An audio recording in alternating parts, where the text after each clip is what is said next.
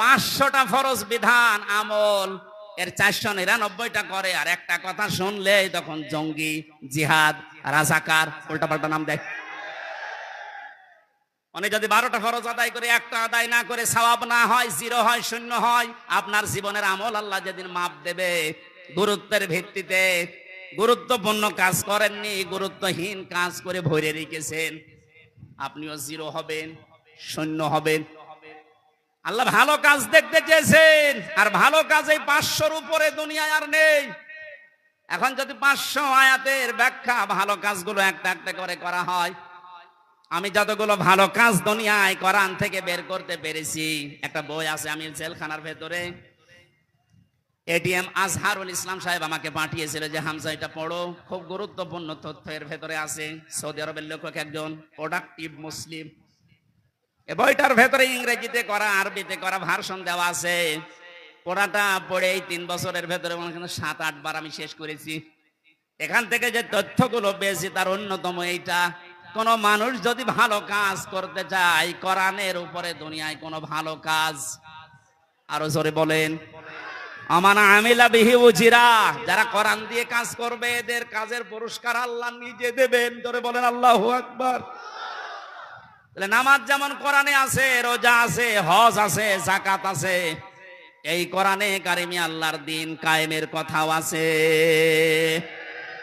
এ কাজ যদি কেউ দুনিয়ার কাজ মনে করে ছেড়ে দেয়, আল্লাহ আহসান আমালার ব্যাখ্যায় আব্দুল্লাহ ইবনে মাসউদ, আব্দুল্লাহ ইবনে আব্বাস, রাইসুল মুফাসসিরিন বলা হয় যাদেরকে, এই মানুষগুলো ব্যাখ্যায় লিখেছেন, আমরা যেমন বুঝেছি ভালো কাজ, আমাদের চাইতে কোরআনে কারিম থেকে ভালো কাজ বেশি বুঝেছিল সাহাবীরা।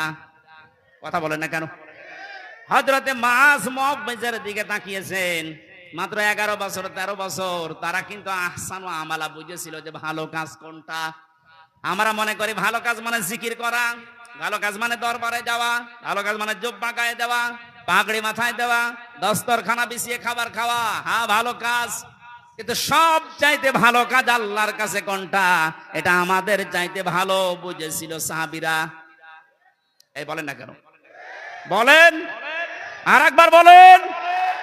তাকান তাদের দিকে, কি বুঝেছিল তারা?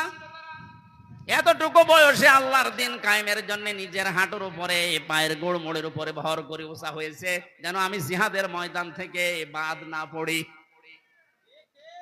আল্লাহর দিন কায়েমের জন্য এত চেষ্টা চালিয়েছে যে এইটাই ভালো কাজ।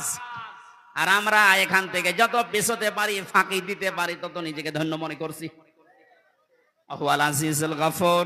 আল্লাহ বলেন এই কাজ করলে 2টা নাম আমি ব্যবহার করলাম।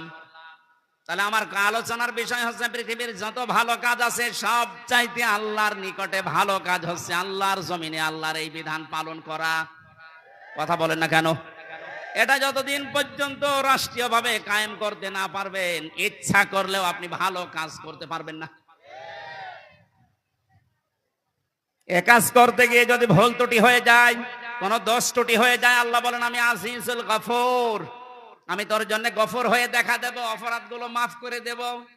আর যদি ফাঁকি দেওয়ার চেষ্টা চালাও, মানুষকে ধোঁকা দিয়ে বোকা বানিয়ে আমি আল্লাহকেও যদি ধোঁকা দিতে চাও, আমি কিন্তু আজিজ, পরাক্রমশালী। আমি ধরি না এমনিতেই, কিন্তু যদি ধরি ওরে আর ছাড়ি না। ভালো কাজ বলতে আল্লাহ যেটা বুঝিয়েছেন, রাসূল যেটা বুঝেছেন, সাহাবীরা যেটা পালন করেছেন, আমাকে সহ প্রত্যেককে আল্লাহ এই ভালো কাজে আঞ্জাম দেওয়ার তৌফিক দিন। বলেন আমিন।